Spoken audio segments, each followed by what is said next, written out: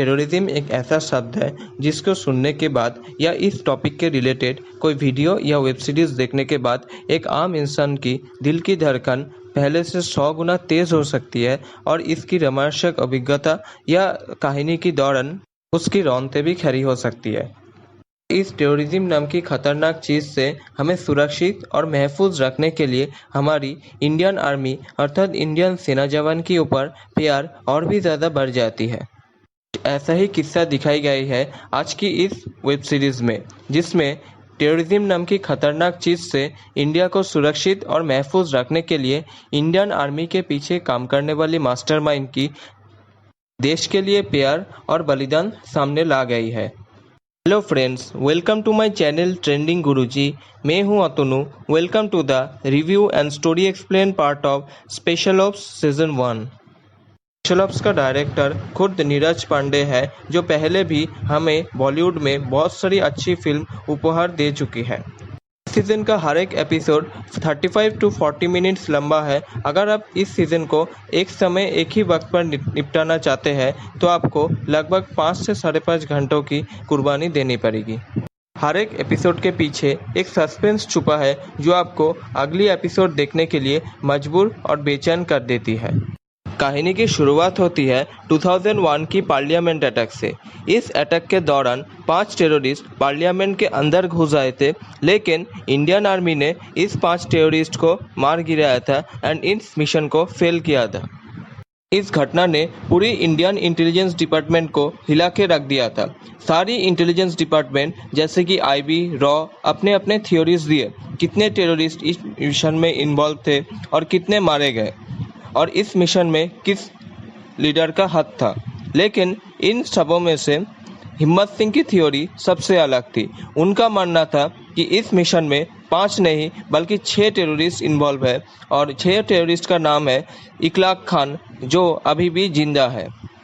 इस घटना की 19 साल बाद अभी भी हिम्मत सिंह को लगता है कि इकलाक खान नाम की कोई टेररिस्ट अभी भी जिंदा है और 2008 में हुई मुंबई अटैक में उसका ही हाथ था। हिम्मत सिंह की बहुत सारी एजेंट्स इंडिया के बाहर दूसरी देशों में फैली हुई है, जैसे कि इस्तांबुल में बाला, तेहरान में रूहानी और दूसरी देशों में अविनाश और जूही नाम की एजेंट्स है। इन सीक्रेट एजेंट्स में से पहला था दुबई में रहने वाला फारूक अली, जो कॉलेज लाइफ से अपनी तेज दिमाग और बुद्धि के लिए Delhi police and Indian intelligence department की नज़र में थे। हिम्मत सिंह फारूक को 5 बार सीडीएस एग्जाम में फेल करवा देती है और उसका इंडियन आर्मी में ज्वाइन होने का सपना टूट देती है। एजेंट्स की काम में ज्वाइन करने के बाद फारूक को पहला मिशन दिया जाता है 2001 की पार्लियामेंट अटैक की मास्टरमाइंड इकलाक खान की सबसे करीब दोस्त वसीम कराचीवाला को दुबई से उठाना और उससे इकलाक खान का पता करना। लेकिन हकीकत में फारूक वसीम कराचीवाला को दुबई एयरपोर्ट से उठा तो लेती है, लेकिन उसके साथ एनकाउंटर के समय वो बहुत चालाकी से इकलाक खान का पता ना बताते हुए वो खुद को मार देती है। तब फारूक अली तय करता है कि वो दुबई में रुककर इकलाक खान का पता करेगी जब तक उसका पता नहीं मिल जाता। लेकिन इसमें प्रॉब्लम ये है कि वो इकलाक खान को ढूंढेगा कैसे, क्योंकि रॉ को अभी तक तो ये भी नहीं पता कि इकलाक खान जिंदा है या नहीं। अगर जिंदा भी है तो वो दिखने में कैसा है। लेकिन रॉ को बहुत जल्द ये पता चल जाती है कि दुबई में इकलाक खान का दाहिना हाथ हाफिज अली रहता है, तो इकलाक खान तक पहुंचने के लिए हाफिज अली तक पहुंचना बहुत ज़रूरी था। अब ये हाफिज अली एक बिजनेसमैन है जिसका सबसे करीब आदमी है इस्माइल नाम का एक बंदा, तो हाफिज अली तक पहुंचने के लिए इस्माइल तक पहुंचना बहुत ज़रूरी था। इस्माइल का सबसे करीब आदमी है जावेद नाम का एक बंदा, जो एक बार चलाता है। इस बात का पता फारूक अली को चलते ही वो उस बार में जाना शुरू करती है और उस बार में जाकर बहुत सारा पैसा उड़ाना शुरू करती है। जल्दी ही फारूक अली जावेद की नज़र में आ जाती है और एक दिन जावेद फारूक अली से खुद मिलने आती है और आकर उससे पूछती है कि तुम इतनी पैसे कहाँ से लाती हो। यहाँ पे फारूक अली अपना नाम जावेद को अमजद बताती है और बताती है कि उसकी बहुत सारी कंपनी है जिसके ज़रिए उसको इतना सारा पैसा मिलता है। यहाँ पे अमजद को लगता है कि फारूक अली इस्माइल की बहुत ज़्यादा काम आ सकती है और ये सोचकर वो इस्माइल से फारूक अली को मिला देती है और कुछ समय बाद इस्माइल और फारूक अली बहुत अच्छा दोस्त बन जाती है। फारूक अली का मकसद था कि इस्माइल की सहारा लेकर उसको हाफिज़ अली तक पहुंचना है ताकि हाफिज़ अली उसको इकलाक खान तक पहुंचा सके। अब इस मौके के तलाश में लगभग 3 से 4 महीना गुजर जाता है और एक दिन अचानक से इंडिया में डिमोनेटाइजेशन हो जाती है, जिसके बदौलत हाफिज़ अली को लगभग 1 करोड़ रुपए का नुकसान होती है। हाफिज़ अली इस दुविधा के बारे में उसकी सबसे करीबी दोस्त इस्माइल को बताती है और इस्माइल इस बात को फारूक अली तक पहुंचा देती है इस दुविधा को अंजाम देने के लिए। फारूक अली इस बात को हिम्मत सिंह तक पहुंचा देती है और 1 करोड़ रुपए की पुराने नोट के बदले नई नोट हाफिज़ को देती है और इस काम के बदौलत हाफिज़ एंड फारूक बहुत ही अच्छे दोस्त बन जाते हैं। अब फारूक अली इकलाक खान से सिर्फ 1 कदम की दूरी पर थी और वो ऐसी एक मौके का इंतज़ार कर रही थी जब हाफिज़ इकलाक खान से उसकी मुलाकात करवा देगी किसी काम के बदौलत। इसके लगभग 1 साल बाद हाफिज़ एक दिन फारूक अली को कहती है कि बाकू में oil company and Ikhlaq Khan के बीच एक बिजनेस डील होने वाला है, लेकिन कुछ पैसों की कमी रहने की वजह से हाफिज़ फारूक को रिक्वेस्ट करती है कि ये बिजनेस डील वो उसकी कंपनी के थ्रू कर ले। इकलाक खान का पता चलते ही हिम्मत सिंह अपनी सारी एजेंट्स को अलग अलग देशों से बुला लेती है। प्लान ये था कि जब भी इकलाक खान इस डील के लिए गाड़ी से उतरेगा तभी 1 किलोमीटर की दूरी पर बैठी अविनाश स्नाइपर से उसे उड़ा देगी। लेकिन ये मिशन पूरी तरह फेल हो जाती है क्योंकि इकलाक खान उस बिजनेस डील की टाइम आती तो है लेकिन पूरा बिजनेस डील वो गाड़ी में बैठे बैठे ही कर देती है और गाड़ी पूरी तरह बुलेट प्रूफ थी, जिसकी वजह से उसे मारना पूरी तरह से नामुमकिन था। इसके बाद हिम्मत सिंह और उसके साथी बहुत ज़्यादा अपसेट हो जाती है क्योंकि इतनी दिन के बाद इकलाक खान उसके सामने आई थी, लेकिन ये मिशन पूरी तरह फेल हो गई और इकलाक खान उसके सामने से ही उसकी आँख में धूल छोड़कर भाग गई। लेकिन इसके बाद भी हार न मानते हुए हिम्मत सिंह प्लान करती है कि वो हाफिज़ अली को किडनैप करेगी ताकि वो उसे इकलाक खान के बारे में बता सके। तो इस प्लान को अंजाम देने के लिए उसी दिन बाकू में होने वाली एक वेडिंग सेरेमनी में, जहां पर हाफिज़ अली और उसका सबसे करीबी दोस्त इस्माइल एंड फारूक अली मौजूद थे, वहां पर हिम्मत सिंह की पूरी टीम एक होटल की स्टाफ बनकर वहां पर मौजूद हो जाती है। उस शादी के दौरान जब हाफिज़ कुछ समय के लिए टॉयलेट के लिए निकलती है तब बाला उसका पीछा करती है। वहां पर बाला एंड हाफिज़ के बीच एक भयंकर फाइट देखने को मिलता है, लेकिन आखिर में हाफिज़ बाला के ऊपर भारी पड़ता है और आखिर में हाफिज़ बाला को वहां पर ही मार डालता है। दूसरी तरफ इंडिया की दिल्ली में एक होटल पर आई है पाकिस्तानी मिनिस्टर ज़हीर रज़ा। अगले दिन 2 देशों के मिनिस्टर के बीच एक मीटिंग एंड प्रेस कॉन्फ्रेंस होगा ताकि दोनों देशों के बीच शांति का माहौल बनाए रहे। लेकिन इस प्रेस कॉन्फ्रेंस को नाकाम करने के लिए उसी होटल पर बॉम्ब ब्लास्टिंग का प्लानिंग किया है इकलाक खान एंड पाकिस्तानी जंगी संगठन जमात, जिसे चलाता है नूर साहब नाम का एक आदमी। इस बॉम्ब ब्लास्ट को अंजाम देने के लिए इस बार भेजा गया है सादिया, जो हाफिज़ की तीसरी बीवी है, एंड उसकी बहन फरा को। सादिया एंड फरा दोनों ही मुजफ्फरबाद दंगों में बेघर हुए थे। दूसरी तरफ दिल्ली पुलिस के हाथ आई है नायब नाम का एक बंदा, जो सादिया एंड हाफिज़ के शादी के दौरान वहां पर मौजूद थे।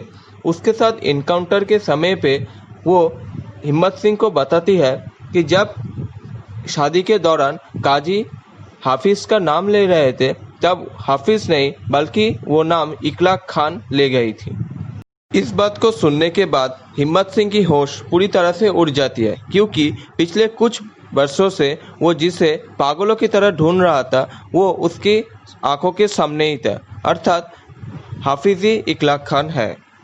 दूसरी तरफ हाफिज़ अमजद यानी फारूक अली को उस बॉम्ब ब्लास्ट के दिन इस्लामाबाद जाने के लिए बोलती है क्योंकि इस्लामाबाद से दिल्ली बहुत ज़्यादा नज़दीक है और उसको ये भी कहती है कि उस दिन इकलाक खान का एक बहुत पुराना ख्वाब संपन्न होने वाला है।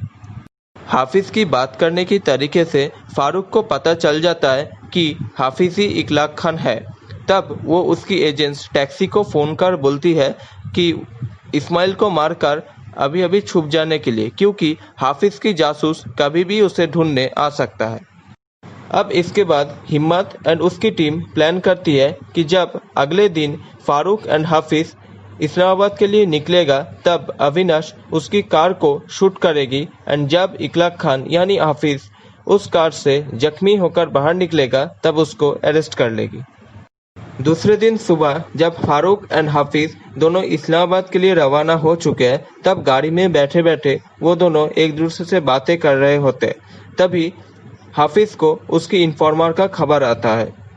हाफिज की इन्फॉर्मर उसको बताती है कि उसके ठीक बगल में बैठी हुई आदमी जिसका नाम अमजद लिया जा रहा था वो और कोई नहीं बल्कि इंडिया का इन्फॉर्मर है और उसका असली नाम है फारूक अली। इसके बाद उस कार में फारूक एंड हाफिज के बीच एक हाथापाई शुरू हो जाती है। तभी वो कार वहीं पहुंच जाती है जहां अविनाश उसकी राइफल लेकर बैठी थी।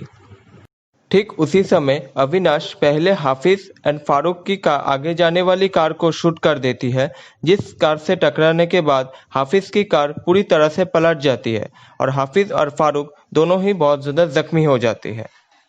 उसके बाद जब भी उस पहले वाली कार से हाफिज की बॉडीगार्ड निकल के बाहर आती है तब अविनाश उसकी राइफल से उस बॉडीगार्ड को मार गिराती है।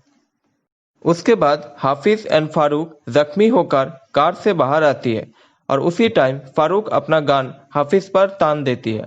तभी फारूक अपने डिफेंस में और अपनी बचाव के लिए फारूक पर अटैक करने जाता है और तभी फारूक हाफिज को वहीं पर गोली मार देती है और इस तरह इकलाक खान यानी हाफिज अली का किस्सा पूरी तरह यहाँ पर ख़त्म हो जाती है।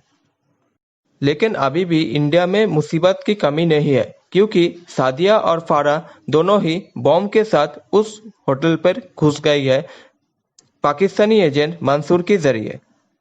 लेकिन फारूक को हाफिज को मारने के बाद उसका मोबाइल फ़ोन मिल गया था, जिसके ज़रिए उसको सादिया और फारा की इमेजेस मिल गई थी जो वो आईबी के ऑफिसर सूर्य कुमार को दे दिए थे। सूर्य कुमार को पहले से ही पाकिस्तानी एजेंट मंसूर के ऊपर एक शक था। जब वो शक सच में बदल जाती है तभी वो वहाँ पर ही मंसूर को गोली मारकर ख़त्म कर देती है।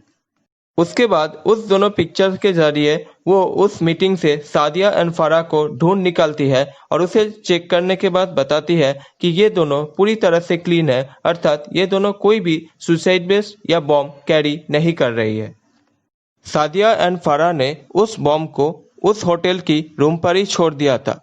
अब यहाँ पे कहानी थोड़ी सी अधूरी रह गई है और यहाँ पर नहीं दिखाई गई है कि उस मीटिंग में आखिर में कोई ब्लास्ट होता है या नहीं। तो इसके लिए आपको मार्च 2021 तक अपेक्षा करनी पड़ेगी, अर्थात स्पेशल ऑप्स की सीजन 2 का। वहाँ पर शायद हमें दिखने को मिल सकता है कि इस बॉम्ब ब्लास्ट की आखिर में क्या हुआ था। तो आज के लिए इतना ही। अगर वीडियो में कुछ पसंद आई है तो इस वीडियो को लाइक कर देना और शेयर भी कर देना और कमेंट करके बताना कि इस वीडियो को कैसी लगी। और चैनल पर न्यू है तो चैनल को सब्सक्राइब करने के बाद बेल आइकन को प्रेस करना बिल्कुल मत भूलिएगा, क्योंकि मैं इस तरह की टॉपिक पर वीडियो लाता रहूँगा। मिलते हैं आपसे नेक्स्ट वीडियो में, तब तक के लिए take care and good bye.